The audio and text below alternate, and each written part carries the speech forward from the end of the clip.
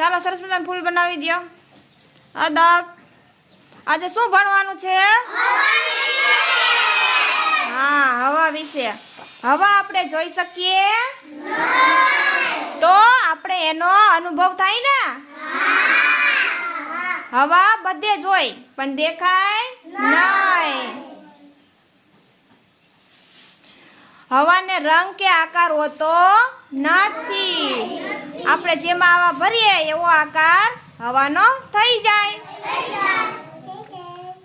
પવન છે એ વસ્તુને ઉડાવી શકે. શું ઉડે હવામાં? પતંગ, ફૂગો, પાંદડા, એ બધી વસ્તુ ઉડે ને. અને આપણે આ પ્લાસ્ટિકની કોથળીમાં શું ભર્યું છે? તો આનો આકાર કેવો થઈ ગયો? થઈ ગયો ને, કેમ કે આમાં હવા ભરી છે. હા, હવા દેખાય નહીં. સરસ, વેરી ગુડ.